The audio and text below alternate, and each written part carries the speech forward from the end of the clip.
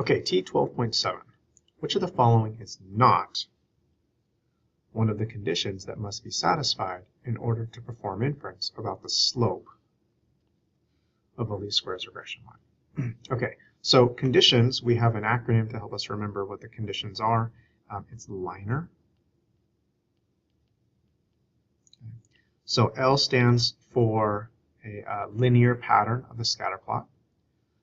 I is for independence, so that's the 10% rule.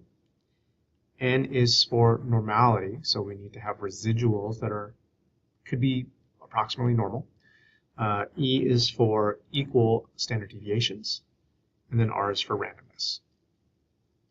Okay. All right, so choice A.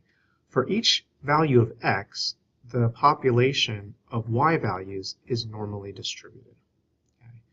So what that's saying is, for each x value, you basically have a normal distribution of y values, right? And then as we go to larger and larger x values,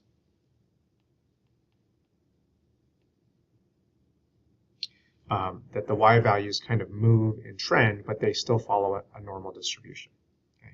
Now, we kind of see this normal distribution when we look at the residuals, right? When we look at the residual plot, look at a dot plot of the residuals, right? We want to make sure there's no strong skewness and no outliers, and that allows us to kind of meet this normal condition. Okay. All right, so normal condition, yes, that's one of them. All right, B, the standard deviation, sigma, of the population of y values corresponding to a given value of x is always the same regardless of the specific value of x. Right, so this has to do with the standard deviations being the same or equal. Okay, that's what the fourth condition is. Okay, here's an image of what we want to see. All right, so if this is the x values and here is the residuals.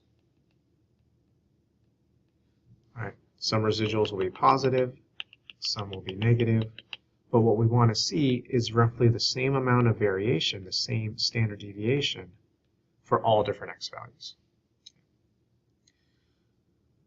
All right, C, the sample size, that is the number of paired observations, x comma y, exceeds 30. Okay. Not once did we say that we had to have a large sample size.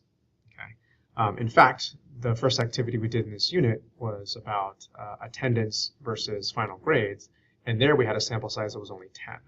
Okay. So this is not one of the required conditions. All right, let's just go through the remaining ones.